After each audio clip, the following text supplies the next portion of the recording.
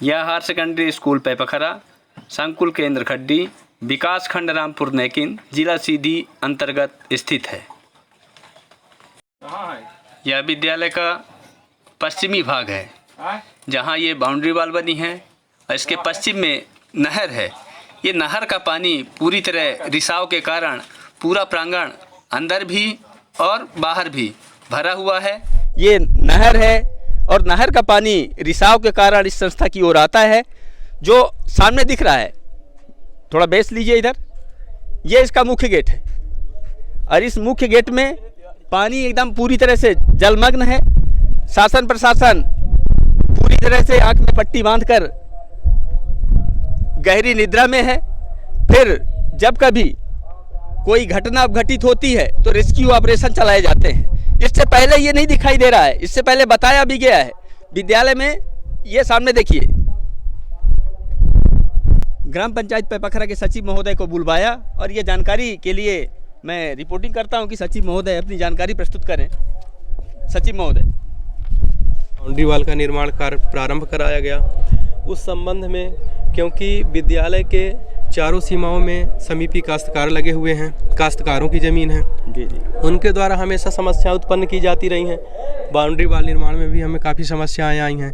फिर भी मैंने प्रयास करके आपसी समझौते के जरिए इस कार्य को प्रारंभ किया और कार्य मेरे द्वारा शीघ्र ही इसको कंप्लीट करा दिया जाएगा। तत्पश्चात प्राचार्य महोदय द्वारा ये समस्या रखी गई थी। इस समस्या के लिए पत्र भी उनके द्वारा मुझे प्राप्त हुआ था कि इसमें विद्यालय के लिए रास्ता नहीं है और जो चलतू रास्ता है उसमें हमेशा जल भरा रहता है, जिसमें इसमें सिंचाई विभाग की नहर का जल रिसाव रहता है। यही सारी ढेर समस्याएं थीं। इसको लेके मैंने जब इसका पटवारी साहब से संपर्क किया और उसमें देखा तो समीपी काश्तकारों के किन समीपी काश्तकारों की ज़मीन है, उनसे मैंने आपसी सामंजस्य बनाने की कोशिश किया, उनको बैठाया, लेकिन उसका कोई सार्थक हल नहीं निकला, जिसके कारण जल भराव है, समस्याएं हैं। इसके लिए मैं विद्यालय भवन की भी समस्या है, जिसके लिए मैंने पूर्व में भी ग्राम सभा में प्राचार्य महोदय व आमजन द्वारा प्रस्ताव भी रखा गया था, जिसका अनुमोदन उपरांत मैंने उसकी प्रतिलिपि भी उपलब्ध करा दी गई थी कि भूमि उपलब्धता व भवन की उपलब्धता कराई जाए, क्योंकि इस विद्यालय का उन्नयन हाई स्कूल वर्ष 2006 में हुआ मेरी जानकारी के अनुसार, और हायर सेकेंडरी स्कूल का उन्नयन वर्ष 2012-13 में हुआ जी। लेकिन विद्यालय उसी स्थिति में माध्यमिक खंड की ही उपलब्ध भवन में ही संचालित है, जिससे कक्षाएं भी बढ़ी, प्रयोगशाला व अन्य सारी समस्याएं, क्योंकि छात्र संख्या ज़्यादा होती है हायर सेकेंडरी स्कूल में, छात्र संख्याएं ज़्यादा होती हैं और विद्यालय संचालित है माध्यमिक खंड की ही बिल्डिंग पे जी। तो एक गौरव का विषय है कि हमारे ग्राम पंचायत अंतर्गत हायर सेकेंडरी स्कूल संचालित है, लेकिन समस्याएं भी हैं।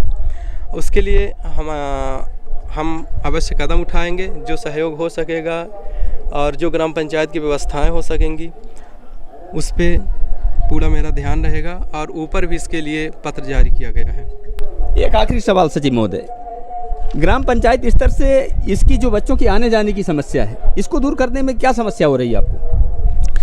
मेरे द्वारा पहल किया गया था कि इसमें यदि थोड़ी सी मिट्टी डला दिया जाए, रास्ता खुलवा दिया जाए, ताकि अभी तुरंत का आवागमन प्रभावित ना हो। बच्चों की परीक्षाएं हैं और कक्षाएं भी कुछ दिन पहले संचालित हो रही थी।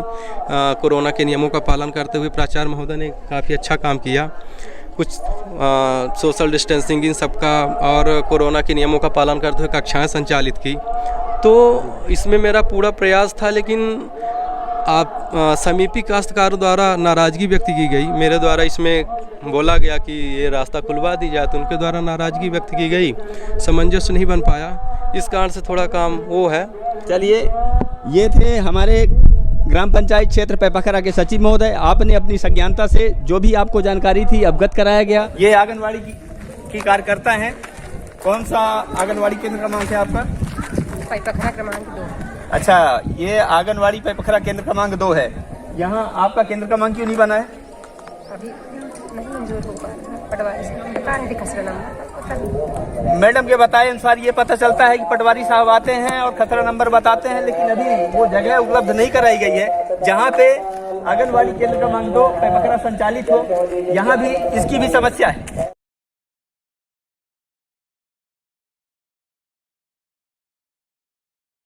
प्राचार्य जी, आप यहाँ प्रभारी प्राचार्य पद पे पदस्थ हैं।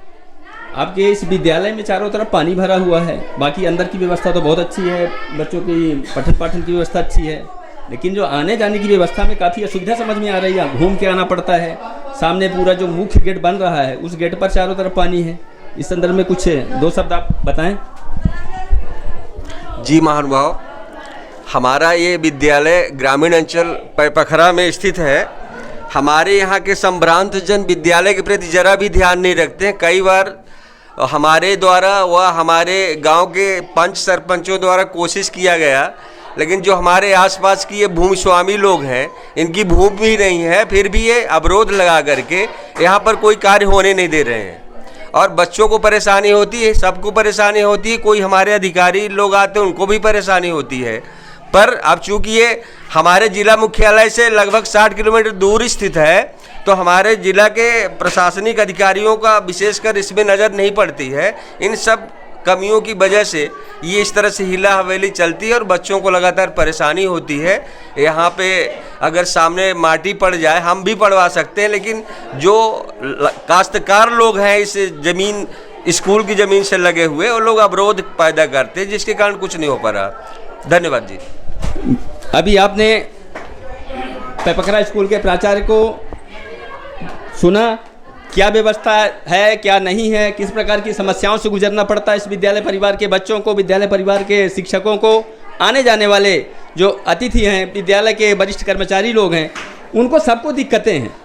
अब देखते हैं विद्यालय की पठन पाठन व्यवस्था के उपरांत हमारे बीच में यहाँ स्टाफ की व्यवस्था क्या है। जी, मैं अतिथि शिक्षक के पद पर हूँ। अंबिकेश कुमार त्रिपाठी मेरा नाम है। यहाँ पर कोई भी शासकीय नियमित शिक्षक बहुत कम है। अतिथि के माध्यम से विद्यालय संचालित हो रही है और भवन की विशेष कमी है यहाँ पर।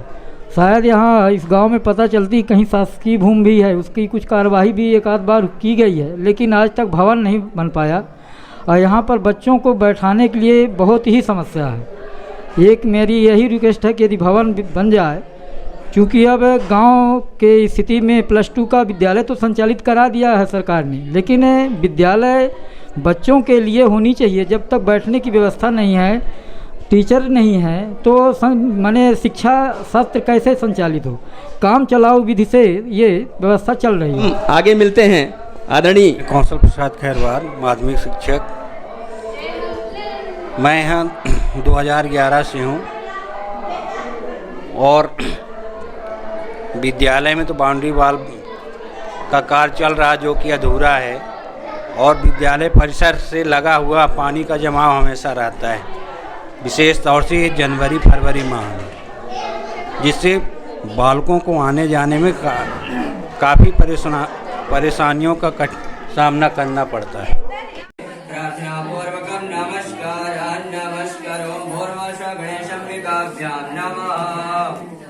देखिए, संचालित कक्षा है, यहाँ किस प्रकार का संचालन है आइए देखते हैं। और बच्चों के पठन पाठन में कोई असुविधा? हाँ सर, मेन आवागमन की असुविधा है, जिसमें ये नहर के सामने से बच्चों के आने जाने में काफ़ी तकलीफ़ होती है ना। इसमें रास्ता नहीं बना हुआ है, मेड़ के किनारे किनारे बच्चे आते हैं, जिससे अक्सर बच्चों के उसमें गिरने की समस्या उत्पन्न हो जाती है। आप हमने बात की, आदरणीय प्रधान जी हैं, यहाँ शिक्षक पद पर कार्यरत हैं। आपने बताया यहाँ बच्चों की गिरने की समस्या हो जाती है। इससे पहले शासन तब ध्यान देता है, ये क्या तरीका है? Rescue operation. कब रेस्क्यू ऑपरेशन चालू होता है? जब कोई घटना घटित हो जाती है तब। क्या अभी सामने देखने को जो मिल रहा है, इन समस्याओं में तो हमें ऐसा लगता है कि आए दिन किसी भी दिन कोई भी दुर्घटना होने की बड़ी संभावना पाई जा रही है। आप कौन सी कक्षा में पढ़ती हो? 9th में। आप बताइए, यहाँ आने जाने में आपको कैसी असुविधाएं होती हैं? सुविधा ये है सर, यहाँ माटी ओटी रखवा दे, यहाँ आते हैं तो मतलब बच्चे बहुत लोग जाते हैं, तो इसलिए किसी के गिरने की संभावना हो सकती है। हम भी गिरे हैं। आप भी गिरी थी? जी सर। कैसे गिर गई थी? यहाँ मतलब बहुत बच्चे लोग जा रहे थे, एक धक्का दे दिए, तो मतलब पतली तो रोड है, तो इसलिए गिर गई थी। अच्छा, रास्ता के अभाव में आपको बच्चों का ही धक्का लगा और आप गिर गए? जी। चलिए बैठ जाइए। सर आने जाने की असुविधा यहाँ है जी। हाँ, स्कूल आते हैं तो बच्चे ज़्यादा हो जाते हैं, बारिश भी हो जाती है तो फिसलने की भी डर रहती है यहाँ। हाँ, इसी की असुविधा है। और पठन पाठन की व्यवस्था ठीक ठाक है? हाँ, सब ठीक है चलिए, सर। बहुत अच्छा। मतलब जो भी समस्या है सिर्फ आने जाने की हाँ, समस्या सिर्फ आने जाने की है। बैठे हुए छात्र और छात्राएं, इनके द्वारा जो बात जानने को मिल रही है वह सिर्फ आने जाने की समस्या और भवन की कमी। हाँ द्विवेदी जी, प्रणाम। प्रणाम। आप ये बताएं, ये आपकी पैपखरा हायर सेकेंडरी स्कूल है और ये चारों तरफ से पानी में घिरी हुई है, चारों तरफ पानी भरा हुआ है। हाँ, घिरा है ना, बच्चों के आने जाने के लिए रास्ता नहीं है। इस विषय में आप यहाँ के वरिष्ठ जानकार और समाज सेवी हैं, थोड़ा सा प्रकाश डालिए कि यहाँ की ये क्यों व्यवस्था है, ऐसी दयनीय स्थिति क्यों है? भाई गुलाब सागर परियोजना से पानी आता है, नाली भी कंप्लीट नहीं है, नहर भी कंप्लीट नहीं है और उसके झिरन बहाव कटाव नहीं रोका जाता है, इसलिए चारों तरफ से पानी भरा है। और स्कूल तो शासन द्वारा बनवा दिया गया, लेकिन स्कूल के लिए रास्ता तक नहीं दिया गया, रास्ता विहीन स्कूल है। और न इसमें पंचायत देख रही, न शासन देख रहा है, न शिक्षक देख रहे, कोई निहार नहीं रहे। बच्चे कभी डूब कर मर सकते हैं। ये शासन और स्कूल संस्था का सब लापरवाही है। जी जी जी। तो हम तो चाहते हैं कि स्कूल का रास्ता निकाला जाए, स्कूल के लिए रास्ता दिया जाए, ये पानी का व्यवस्था किया जाए जिससे छात्रों का नुकसान भविष्य में ना हो। अच्छा, एक विषय और ये बताइए, यहाँ पश्चिमी के बाद यहाँ जब उन्नयन हुई तो कक्षा 1 से 8 तक हुई, 8 से 10 हुई, हाई स्कूल हुई, हाई स्कूल से हायर सेकेंडरी हुई, लेकिन यहाँ बिल्डिंग नहीं दिखाई दे रही है। बिल्डिंग नहीं बनवाया ही नहीं गया तो कैसे दिखाई दे, जगह तो है नहीं हायर सेकेंडरी के लिए। जी जी। और पैपखरा ग्राम में मध्य प्रदेश शासन की जमीन काफी पड़ी हुई है। जी जी। शासन की है जी। उसमें लोग बाग अतिक्रमण किए हैं, लेकिन शासन द्वारा या किसी पंचायत द्वारा पहल नहीं किया जाता है कि अतिक्रमण हटा करके बिल्डिंग बनवाई जाए। जी जी जी। और गांव को और छात्रों को इसका लाभ मिले। जी जी। तो कोई देख नहीं रहा है। जी। जगह जमीन तो बहुत है, रोड के किनारे भी है, अंदर भी है, और शासन चाहे तो अंदर का भी ले सकती है और रास्ता भी निकाल सकती है, लेकिन जब शासन इसमें गौर करे तभी तो हो सकता है। अभी पैपखरा में संचालित हायर सेकेंडरी स्कूल का कुछ ग्रामीण जनों के द्वारा और विद्यालय परिवार के द्वारा उनका स्टेटमेंट लिया गया। इससे यह पता चलता है कि इस गांव के लिए वर्ष 2006 से और आज दिनांक तक सुविधाओं की जो ज़रूरत थी उसकी पूर्ति नहीं की गई। यहाँ बिल्डिंग का अभाव है, यहाँ आवागमन के लिए रास्ता का अभाव है, और इन समस्याओं से हमारे विद्यालय परिवार के लोगों को, ग्रामीण जनों को, सबको काफ़ी परेशानी हो रही है। इसी के साथ कैमरामैन अनसुईया प्रसाद द्विवेदी के साथ मैं कुशल राजेंद्र प्रसाद शुक्ल, जिला ब्यूरो सीधी विदुर नीति।